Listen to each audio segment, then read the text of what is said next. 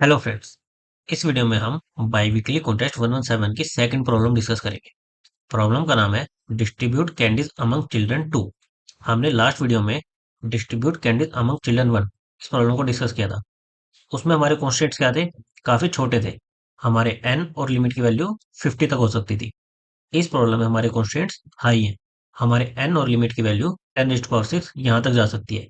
यानी कि हमें कोई एफिशिएंट एल्गोरिथम देखना होगा। प्रॉब्लम में हमें एन और लिमिट दो पॉजिटिव इंटीजर्स दिए हुए हैं। हमारे पास एन कैंडीज है। हमें 3 चिल्ड्रन में उन्हें डिवाइड करना है। इस तरह से डिवाइड करना है कि किसी भी चिल्ड्रन को लिमिट से ज्यादा कैंडीज ना मिले। और जितने भी ऐसे टोटल वेज हो सकते हैं वो हमें रिटर्न करने हैं। जैसे हमने एग्जांपल लिया था, हमारा एन 5 है, लिमिट 2 है। तो उस केस में हमारे वेज क्या क्या हो सकते हैं? हम 1 2 2 इस तरह से डिस्ट्रीब्यूट कर दें कि फर्स्ट चिल्ड्रन को 1 दे, सेकंड को 2 दे, थर्ड को 2 दे। फिर 2 1 2 इस तरह से डिस्ट्रीब्यूट कर दें, या फिर 2 2 1 इस तरह से डिस्ट्रीब्यूट कर दें। तो हमारे पास 3 वेज थे। तो हमें टोटल काउंट वही रिटर्न करा। नाउ लास्ट वीडियो में तो हमने क्या किया था, सिंपली 3 लूप लगा लिए थे, जीरो से लेकर लिमिट तक, कि बेसिकली हर चिल्ड्रन को हम जितनी दे सकते थे उतनी कैंडीज दे दें। और फिर देखें कि क्या तीनों चिल्ड्रन को जो हमने कैंडीज डिस्ट्रीब्यूट करी उनका सम एन के इक्वल आ रहा है या नहीं आ रहा। उससे हमारी टाइम वेस्ट क्या आ रही थी? एन क्यूब आ रही थी। लेकिन क्योंकि हमारे कॉन्स्टेंट 10⁻6 है, यानी कि हमें कुछ बेटर सॉल्यूशन देखना पड़ेगा। अप्रोक्सीमेटली ओ ऑफ एन, इस टाइप का कोई सॉल्यूशन देखना पड़ेगा। इसके लिए आप ऑब्जर्व करो, अगर मैं ये लिमिट वाली कॉन्स्टेंट हटा दूं और चिल्ड्रन को 3 से 2 कर दूं, कि मेरे पास एन कैंडीज है, मुझे 2 चिल्ड्रन में डिवाइड करनी है, तो मैं कैसे करूंगा? फर्स्ट चिल्ड्रन को 0 दूं, 1 दूं, 2 दूं, 3 दूं, 4 दूं, 5 दूं। अकॉर्डिंगली सेकंड चिल्ड्रन को जो बची हुई कैंडीज है, 0 के केस में 5, 1 के केस में 4, 2 के केस में 3, 3 के केस में 2, 4 के केस में 1, 5 के केस में 0, इस तरह से डिस्ट्रीब्यूट हो जाएंगे। तो टोटल मेरे पास 6 डिस्ट्रीब्यूशन आती। मैंने एक चिल्ड्रन को कितनी कैंडीज देनी है वो फिक्स कर दिया, और बची हुई कैंडीज मैं दूसरे चिल्ड्रन को दे दूं। सेम कंसेप्ट का यूज हम 3 चिल्ड्रन के लिए भी कर सकते हैं। हम क्या करेंगे, हम एक चिल्ड्रन को कैंडीज फिक्स कर देंगे, फिर दूसरे चिल्ड्रन के लिए देखेंगे कि हम उसे क्या क्या कैंडीज दे सकते हैं, और बची हुई कैंडीज थर्ड चिल्ड्रन को दे देंगे। नाउ ये फाइंड आउट करने के लिए कि हम एक चिल्ड्रन को कितनी कैंडीज दे सकते हैं, हमें हर एक चिल्ड्रन की मिनिमम, कि हमें उसे मिनिमम कितनी कैंडीज देनी ही पड़ेगी ताकि हमारी सारी कैंडीज डिस्ट्रीब्यूट हो पाए, और मैक्सिमम, कि हम उसे मैक्सिमम कितनी दे सकते हैं। जैसे इस प्रॉब्लम में हमारे पास क्या है, लिमिट, कि हम इससे ज्यादा नहीं दे सकते। तो हमारे पास ये कंडीशन है कि हम लिमिट तक ही दे सकते हैं। और दूसरी क्या कंडीशन हो सकती है, अगर मान लो हमारी लिमिट 6 होती लेकिन हमारे पास कैंडीज 5 ही होती, तो हम एक चिल्ड्रन को मैक्सिमम 5 कैंडीज ही दे सकते हैं। तो जो भी हमारा एन लोअर लिमिट इसका मिनिमम होगा, उतनी कैंडीज हम एक चिल्ड्रन को दे सकते हैं। हम इस प्रॉब्लम में क्या करेंगे, हर एक चिल्ड्रन के लिए मिनिमम और मैक्सिमम हम कितनी कैंडीज डिस्ट्रीब्यूट कर सकते हैं वो फाइंड आउट करने की कोशिश करेंगे, और फिर सिंपली हमारी डिस्ट्रीब्यूशन को काउंट कर लेंगे। जैसे अगर मैं ये एग्जांपल लूं, एन मेरा 5 है, लिमिट मेरी 2 है, यानी कि मैं एक चिल्ड्रन को 2 कैंडी से ज्यादा नहीं दे सकता। तो अगर मुझे ये देखना हो कि मुझे फर्स्ट चिल्ड्रन को कितनी कैंडीज देनी ही देनी पड़ेगी, कि मिनिमम इतनी कैंडीज मुझे देनी ही देनी पड़ेगी, तो मैं कैसे फाइंड आउट कर सकता हूँ? मैं क्या करूँ, जितनी मुझे बाकी चिल्ड्रन को मैक्सिमम देना अलाउड है, कितना अलाउड है? 2 अलाउड है। मैं 2 सेकंड चिल्ड्रन को दे दूं, 2 थर्ड चिल्ड्रन को दे दूं। मेरे पास कैंडीज कितनी थी? 5 थी। मैंने फोर्थ बाकी चिल्ड्रन को दे दी। अब बची कितनी? 1। 1 मुझे फर्स्ट चिल्ड्रन को देनी ही पड़ेगी। क्यों? क्योंकि मैं ये दूसरे या तीसरे चिल्ड्रन को नहीं दे सकता, उनकी लिमिट रीच हो चुकी है। तो इस प्रॉब्लम के लिए फर्स्ट चिल्ड्रन की मिनिमम वैल्यू क्या आ गई? 1, कि मुझे उसे 1 तो देनी ही देनी पड़ेगी। मेरे फर्स्ट चिल्ड्रन की मिनिमम रेंज क्या आ गई? 1, 1 तो देनी ही देनी पड़ेगी। और मैक्सिमम कितनी दे सकता हूँ? जो भी मेरा एन और लिमिट इनका मिनिमम होगा। मैं लिमिट से ज्यादा दे नहीं सकता। अगर मेरी लिमिट से कम कैंडीज होती तो उस केस में भी उससे ज्यादा नहीं दे सकता। इनका मिनिमम कितना है? 2। तो मेरी फर्स्ट चिल्ड्रन के लिए मिनिमम आई है, मैक्सिमम आई ये, कि मुझे एक मिनिमम दे सकता हूँ और मैक्सिमम 2 दे सकता हूँ। अगर मान लो मैं ये फिक्स कर दूं कि मैं फर्स्ट चिल्ड्रन को एक ही दूंगा, मैं एक ही कैंडी फर्स्ट चिल्ड्रन को दूंगा, तो मेरे पास कितनी कैंडीज बच जाएंगी? 4 कैंडीज बच जाएंगी, जिन्हें मुझे 2 चिल्ड्रन के बीच में डिस्ट्रीब्यूट करना है। तो अब हमारी सब प्रॉब्लम क्या हो गई, हमारे पास 4 कैंडीज है जिन्हें हमें 2 चिल्ड्रन के बीच में डिस्ट्रीब्यूट करना है। अगेन हम सेम कंसेप्ट लगाएंगे। हम सेकंड चिल्ड्रन के लिए मिनिमम और मैक्सिमम फाइंड आउट करने की कोशिश करेंगे। सेकंड चिल्ड्रन को मिनिमम हमें कितनी ही देनी पड़ेगी? हम क्या कर सकते हैं, हम थर्ड चिल्ड्रन को 2 कैंडीज दे सकते हैं। 4 - 2, हमें बची हुई कैंडी सेकंड चिल्ड्रन को देनी ही देनी पड़ेगी। तो सेकंड के लिए मेरी मिनिमम वैल्यू क्या आ जाएगी? 2, कि मुझे सेकंड चिल्ड्रन को 2 मिनिमम देनी ही देनी पड़ेगी। अगर मैं डिसाइड करता हूँ कि फर्स्ट चिल्ड्रन को मैं 1 फिक्स कर दूंगा कि 1 कैंडी दूंगा, तो मुझे सेकंड चिल्ड्रन को 2 देनी ही देनी पड़ेगी मिनिमम। और मैक्सिमम क्या होगा? अगेन मेरा 2 और जो बची हुई कैंडी थी 4, इनका मिनिमम। मेरी सेकंड चिल्ड्रन की मैक्स में कितनी आई? 2। कि सेकंड चिल्ड्रन को मैं 2 कैंडीज ही दे सकता हूँ, मिन मैक्स सेम है, यानी उसके लिए फिक्स हो गया। मैं फर्स्ट चिल्ड्रन को 1 दे रहा हूँ, सेकंड चिल्ड्रन को 2 दे रहा हूँ, और बची हुई कैंडीज का मैं क्या करूंगा? थर्ड चिल्ड्रन को दे दूंगा। 5 माइनस 2 माइनस 1, 2 कैंडीज मैं थर्ड चिल्ड्रन को दे दूंगा। तो अगर हमने फर्स्ट चिल्ड्रन के लिए 1 फिक्स कर दिया, तो इसके कोरस्पॉन्डिंग हमारे पास एक डिस्ट्रीब्यूशन आ गई, क्या? 1,2,2। नाउ हम फर्स्ट चिल्ड्रन को 2 कैंडीज भी दे सकते थे, तो हमें इसके लिए भी ट्राई करना पड़ेगा। अब हम क्या करेंगे? अब हम बोलेंगे कि हम फर्स्ट चिल्ड्रन को 2 कैंडीज देंगे। इस केस में हमारा क्या होगा? हमारे पास 3 कैंडीज बच जाएगी, जिन्हें हमें 2 चिल्ड्रन में डिस्ट्रीब्यूट करना है।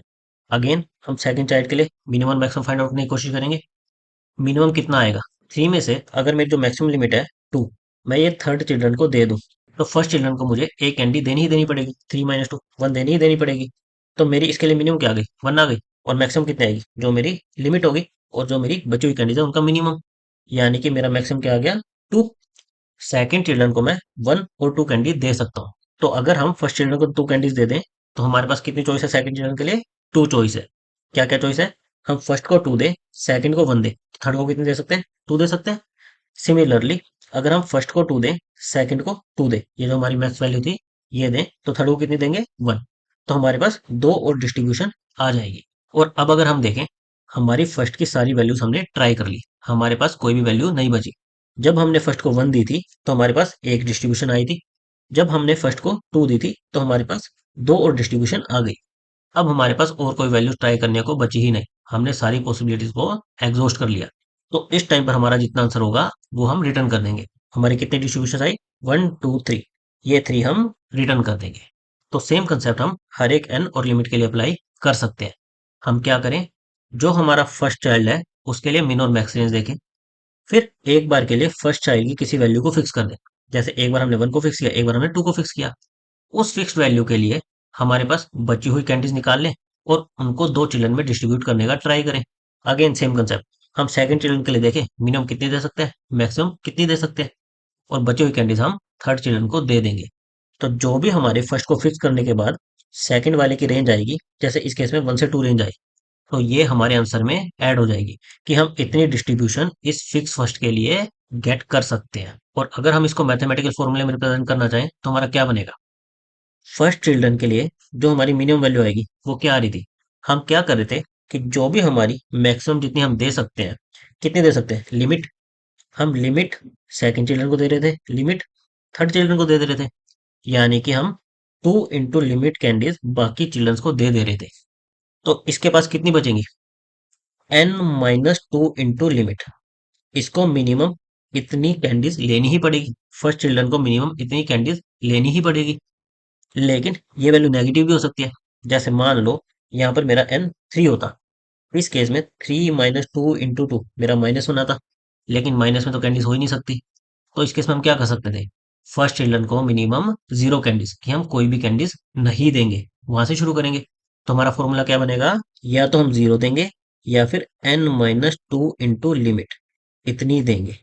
जो भी इनका हमारा मैक्सिमम आएगा, उतनी कैंडीज हमें फर्स्ट चाइल्ड को देनी ही देनी पड़ेगी। वो फर्स्ट चाइल्ड के लिए मिनिमम हो गया। और इसके लिए मैक्सिमम वैल्यू क्या हो सकती है?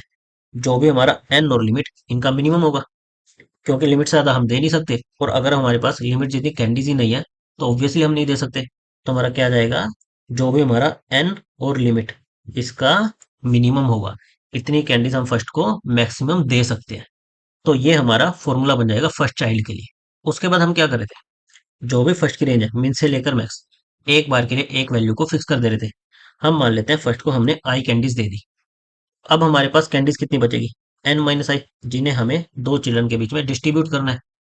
तो अगेन सेकंड के लिए हमारा मिनिमम का फॉर्मूला क्या आएगा? हम क्या कर सकते हैं? n-i, इतनी कैंडीज हमारे पास बची थी, इसमें से लिमिट हम थर्ड चिल्ड्रन को दे सकते हैं, यानी कि n-i माइनस लिमिट। लेकिन हो सकता है कि ये हमारी नेगेटिव में चली जाए, तो अगेन हमें 0, n-i माइनस लिमिट, इसका मैक्स लेना पड़ेगा। इतनी मिनिमम कैंडीज हमें सेकंड चिल्ड्रन को देनी ही देनी पड़ेगी। और अगेन मैक्स क्या आएगा हमारा? जो भी हमारी बची हुई कैंडीज है, n-i, और जो भी हमारी लिमिट है, इन दोनों का जो भी मिनिमम होगा, इतनी कैंडीज हम मैक्सिमम सेकंड चिल्ड्रन को दे सकते हैं।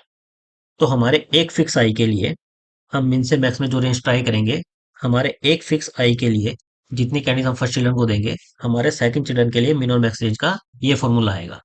लास्ट में बस हम क्या कर देंगे, जो भी हमारी ये मिन और मैक्स ये रेंज आई, मैक्स माइनस मिन प्लस वन, इतनी डिस्ट्रीब्यूशन हमें इस फिक्स आई के लिए मिल जाएगी। और हर एक आई के लिए जब हम इसको ऐड कर देंगे तो हमें हमारा आंसर मिल जाएगा। तो हमें सिंपली क्या करना है, जो भी फर्स्ट चाइल्ड की मिन और मैक्स रेंज आई, इस पर एक लूप लगाना है। लूप लगाने के बाद उसके अंदर सेकंड चाइल्ड की पॉसिबल रेंज कैलकुलेट करनी है और उसको अपने आंसर में ऐड कर देना है। हमें एन और लिमिट दिए हुए थे, हमें लॉन्ग लॉन्ग टाइप का वेरिएबल रिटर्न करना है। तो हमने उसके लिए एक आंसर वेरिएबल ले लिया कि हमारी जितनी टोटल डिस्ट्रीब्यूशन आएगी उसको हम आंसर में स्टोर कर लेंगे। फिर हमें क्या करना था, फर्स्ट चाइल्ड के लिए मिन और मैक्स रेंज फाइंड आउट करनी थी। इसका फॉर्मूला हमने देखा था, क्या था मिन का formula, n minus two into limit. Two into limit ये हम बचे हुए चिल्ड्रन को दे सकते हैं, लेकिन ये नेगेटिव जा सकता है। नेगेटिव केस में हम क्या करेंगे, जीरो कैंडीज फर्स्ट चाइल्ड को देंगे। तो max of zero comma n minus two into limit, ये हमारी फर्स्ट चाइल्ड के लिए मिनिमम रेंज आ गई। मैक्सिमम रेंज क्या आएगी, जो भी हमारा लिमिट और रेंज इसका मिनिमम होगा वो मैक्सिमम रेंज आ गई। फिर हमें क्या करना था, एक बार एक आई को फिक्स करना है कि फर्स्ट चाइल्ड को हम इतनी कैंडीज देंगे, वो फिक्स करना है। तो हम फर्स्ट मिन से लेकर फर्स्ट मैक्स, जो फर्स्ट चाइल्ड की रेंज है उसके लिए लूप लगा देंगे। हमने एक आई को फिक्स कर दिया। फिर हम सेकंड चाइल्ड के लिए मिन और मैक्स फाइंड आउट करेंगे। वो कैसे मिल रही थी, हमारी एन माइनस आई इतनी कैंडीज बच गई थी, और हम थर्ड चाइल्ड को लिमिट इतनी मैक्सिमम कैंडीज दे सकते हैं। और क्योंकि ये वैल्यू नेगेटिव जा सकती है, तो हम मैक्स ऑफ जीरो कोमा, तो भी ये हमारी वैल्यू थी, इनका मैक्स लेके हमारे सेकंड चिल्ड्रन के लिए वो मिनिमम रेंज आ जाएगी। और मैक्सिमम रेंज क्या आएगी, हमारा लिमिट और एन माइनस आई जो हमारी कैंडीज बच गई थी उनका मिनिमम, इतनी हम मैक्सिमम सेकंड चाइल्ड को दे सकते हैं। हमने फर्स्ट को एक बार फिक्स कर दिया, सेकंड के लिए रेंज फाइंड आउट कर ली। तो उस केस में क्या होगा, जितनी भी हम सेकंड को देंगे बची हुई हम थर्ड को देनी पड़ेगी। तो इसलिए जो भी सेकंड की रेंज होगी, सेकंड मैक्स माइनस सेकंड मिन प्लस वन, इतनी हमें डिस्ट्रीब्यूशन मिल जाएगी और इसको हम आंसर में ऐड कर देंगे। और इस तरह से हर एक आई के लिए हमारे पास आंसर में डिस्ट्रीब्यूशन ऐड होती जाएगी और लास्ट में इसे हम रिटर्न कर देंगे। यहाँ पर हमने हमारे आंसर को रिटर्न कर दिया। इससे हमारी टाइम कॉम्प्लेक्सिटी क्या आ जाएगी, हम सिंपली यहाँ पर फर्स्ट मिन और फर्स्ट मैक्स इसके लिए एक लूप लगा रहे हैं और उसके अंदर कुछ कॉन्स्टेंट ऑपरेशंस कर रहे हैं। तो हमारी टाइम कॉम्प्लेक्सिटी क्या आएगी, जो भी फर्स्ट मिन और फर्स्ट मैक्स ये रेंज पॉसिबल हो सकती है। और वर्स्ट केस में ये रेंज क्या हो सकती है कि हम फर्स्ट चाइल्ड को जीरो दें और मैक्सिमम जितनी भी हमारी कैंडीज है सारी की सारी फर्स्ट चाइल्ड को दे दे। यानी कि हमारा वर्स्ट केस में लूप एन टाइम्स चल सकता है। तो हमारी वर्स्ट केस में टाइम कॉम्प्लेक्सिटी क्या आ सकती है इस केस में, ऑफ एन। और हमें स्पेस कितना लगेगा, हमने केवल कुछ वेरिएबल्स लिया, उसके अलावा कोई भी एडिशनल स्पेस नहीं लिया, तो हमारी स्पेस कॉम्प्लेक्सिटी क्या आ जाएगी, of one. Thank you guys.